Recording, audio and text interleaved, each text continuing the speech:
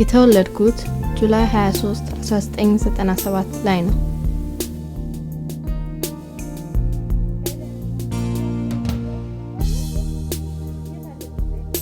እስካሁን ድረስ በኖርኩበት እድሜ እግዚአብሔር ብዙ ነገር አድርጎልኛል።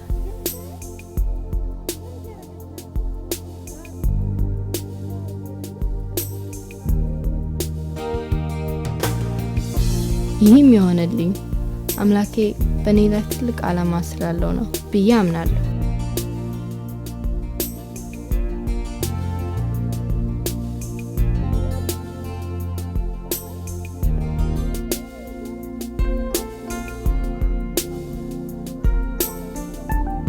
ምናልባት በዚህ ቪዲዮ ላይ ለአይን እንኳን የሚዘገንኑ ነገሮች ሁሉ ደርሶብኝ ያውቃል። ምክንያቱም ሰይጣን ሁሉ ጊዜ የተለያዩ ክፉ ነገሮች እንዲሆንብኝ ስለሚፈልግ ነው። እግዚአብሔር ግን ከብዙ ነገር ጠብቆኝ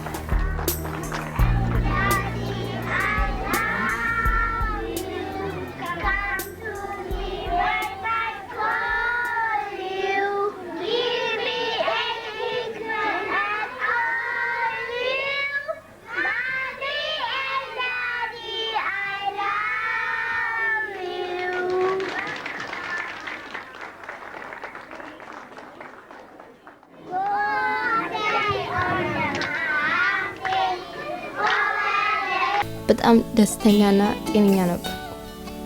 መዘመር፣ መጫወት፣ መዋኘት በልጅነቴ በጣም ደስ ይለኛል።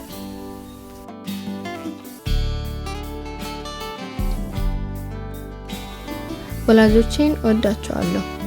ነፃ ሆኜ እንዳድግና ጌታ ኢየሱስን በልጅነቴ እንዳውቅ ረድተውኛል።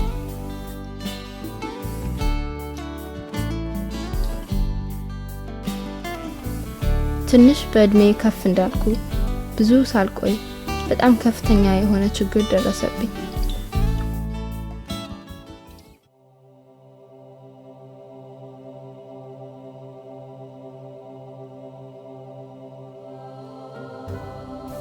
አደጋው ሲደርስብኝ ወላጆቼ ለአገልግሎት ወደ አዋሳ ሄደው ነበር። አደጋው በጣም አስፈሪና አሁንም ሳስበው ራሱ ይዘገንነኛል።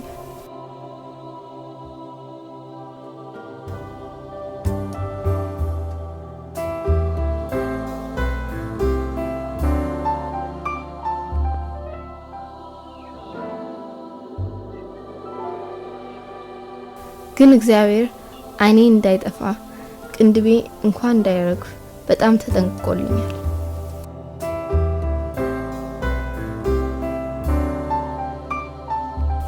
ወላጆቼ ከአገልግሎት ሲመለሱ እንደዚህ ሆኜ ስላገኙኝ በጣም ደንግጠው ነበር። አደጋ ሲደርስብኝ ሌሎች ቤተሰቦቼ ወዲያው ወደ ሆስፒታል ስለወሰዱኝ ቶሎ ሕክምና ማግኘት ችያለሁ። ምን ስታረጊ ነው ተሰብሽ? ስጠጣ አይደለም ሻይ አፍሱብኝ። እንዴት አድርገው? ታንቺ የተንተሽ ሶፋ ላይ። አሃ አንቺም ስትሰሪ ነበር? ተጣላችሁ እንዴ? አይ ተጣላን። እና ምን ስታረጊ ነበር አንቺ ታዲያ? እኔ እንኳን እንቅልፍ መጥቶ ለቅሞኝ ተኝቼ ነበር። ቀና በይ አንገትሽን እስቲ ቀና በይ አንገትሽ። ግን ጌታ ኢየሱስ ጠበቅሽ አይደል? አቅምናልሽ ወዲያው ልክ ሲፈስብሽ ጮሽ ጠረክሽ ወዲያው ከች። እሺ ሆስፒታል ወሰዱሽ? ተቀበው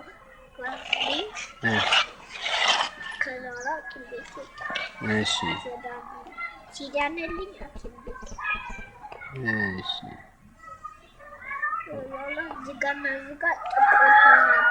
አሁን አታዝኝበትም አይደል?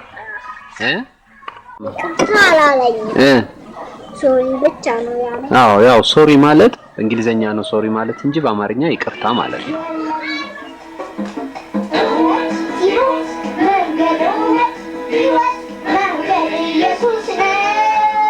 ኢየሱስ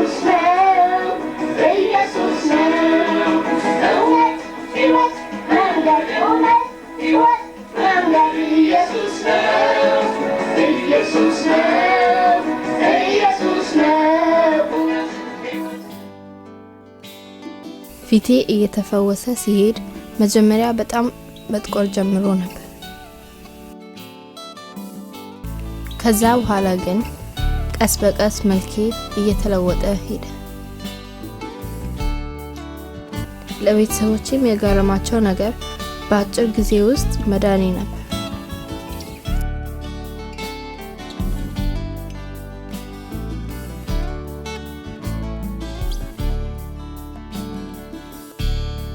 እግዚአብሔርን በጣም አመሰግነዋለሁ።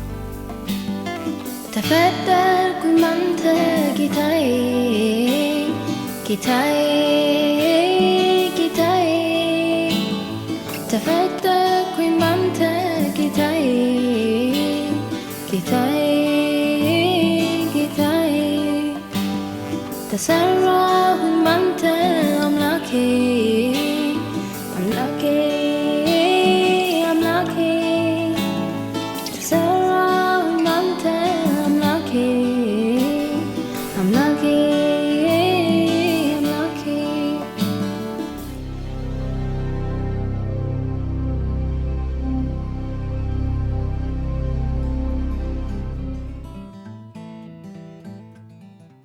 ሰው ወደ ለመሄድ አስቀድሞ የእንቅስቃሴውን ትክክለኝነት ከላይም ከታችም ማጣራት አለበት ይላሉ ብዙዎች። የቱ ነው ላይ ሲባል ከፈጣሪ ጋር መማከሩ ማለታቸው ነው። የቱ ነው ታቹስ ከተባለ ደግሞ የበሰለ አእምሮ እንዲሁም ሕይወትና እድሜ ካሰለጠናቸው ጋር መመካከሩን የሚጠቁም ነው።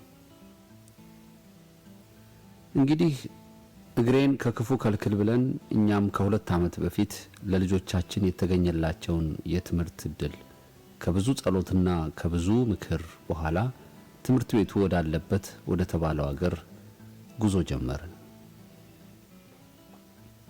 ከአዲስ አበባ ወደ ቺካጎ ኢሊኖይ። ለእናንተ ጊዜ እንዳይረፍድባችሁ በማለት ብዙ እንደህና ደናውን ጨዋታ እየዘለልኩ ለዛሬው መስማት ወዳለባችሁ ቁም ነገር ልግባ።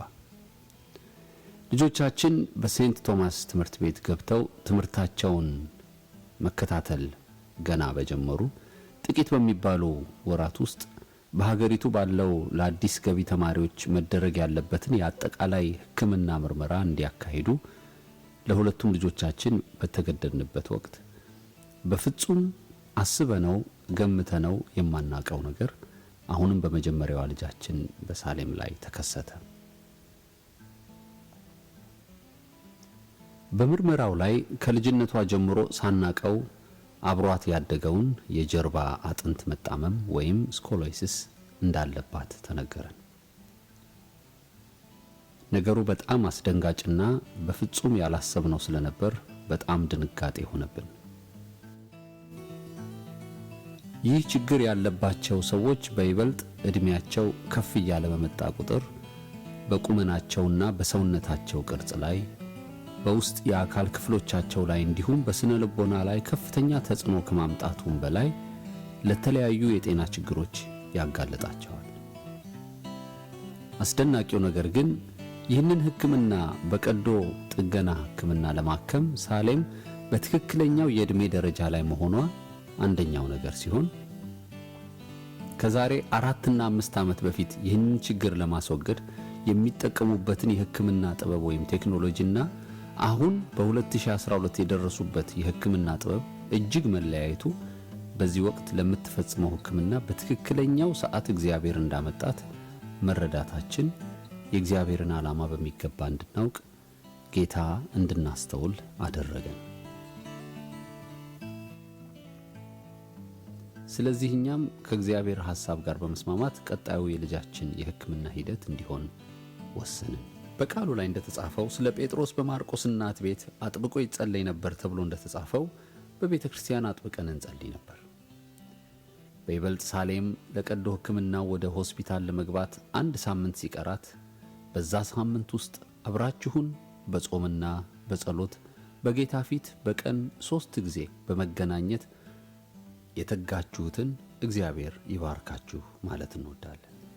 ይህንን የጾምና የጸሎት ጊዜ እንድናደርግ ካበረታቱን ሰዎች አንዱና ዋናው ዘማሪ ሳሙኤል ተስፋ ሚካኤል ነበር። በቀን 3 ጊዜ ለሁለት ሰዓታት ይካሄድ በነበረው የጾምና የጸሎት ጊዜ ላይ አንዳንድ ጊዜ እስከ 50 የሚሆኑ ስልኮች በኮንፈረንስ ኮል ውስጥ ይገቡ ነበር። ይህም ደግሞ በጸሎት አብረን እንድንማልድ ትልቅ ጉልበት ነበረው። በቤተ ክርስቲያንም በውጭም በኢትዮጵያም በመላው አህጉራት ባሉ ይህንን ጉዳይ በሰሙ ሰዎች ሁሉ ዘንድ በጸሎት ታጅባ ወደ ሆስፒታል ለቀዶ ጥገናዋ አመራች። በቀዶ ጥገናው ክፍል ውስጥ ከመግባቷን በፊት ሆነ በዚያም ክፍል ውስጥም ገብታ እግዚአብሔር በሚያስገርም መረጋጋት ሞልቷት ነበር። እግዚአብሔርን እያመሰገነች እሷን ከሸኘንን በኋላ እኛ ወደ ተዘጋጀልን ክፍል በመግባት ጸሎት ጀመርን።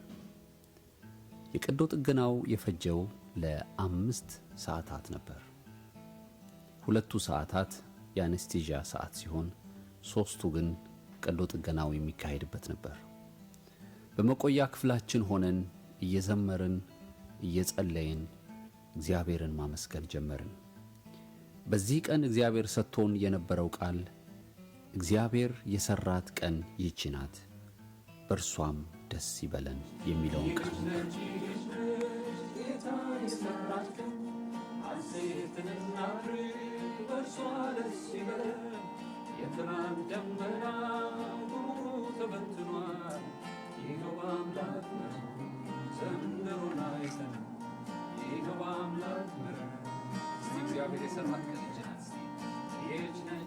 ምክንያቱም እኛ ይሄንን ቀን አልሰራ ነው።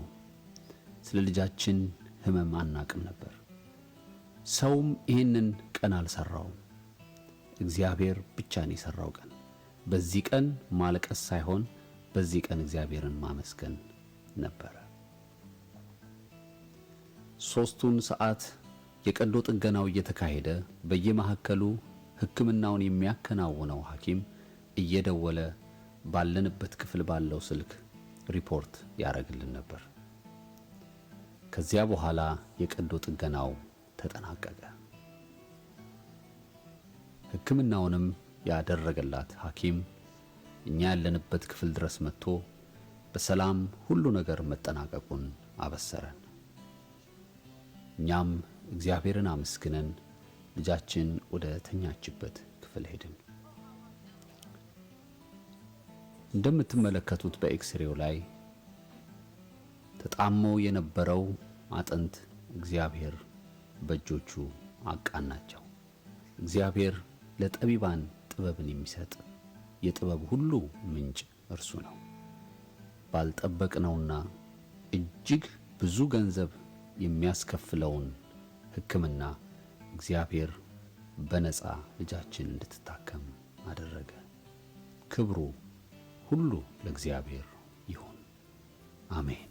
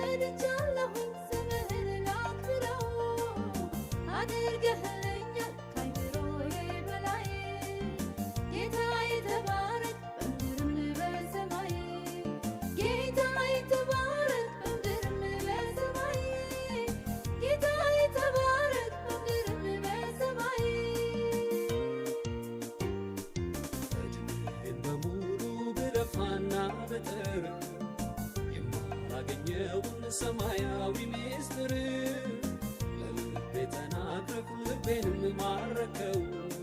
ከዚህ ሁሉ በላይ የራስ አረከው። እኔም ተስማምቼ በፍቅር ተማረኩ።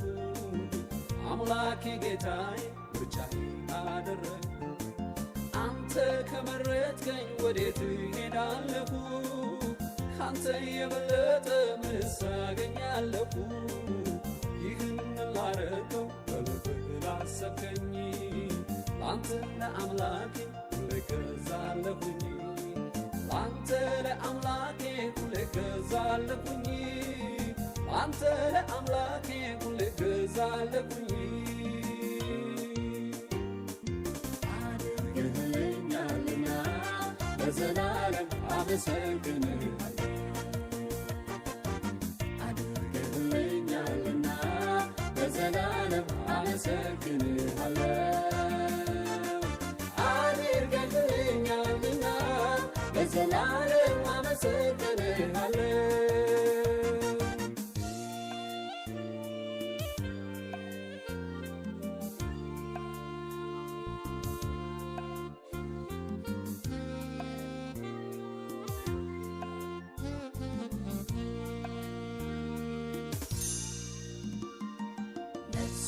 ባረካት ስጋዬንም ፈወስከው ባርኮትህን ሁሉ በቤቴ አፈሰስከው ወደ አንተ መጥቼ ምንም አልጎደለኝም ነፍስና ስጋዬን በሙሉ ባረክልኝ አለሁኝ በቤትህ ገናም እኖራለሁ ስለምታቆመኝ እታመንሃለሁ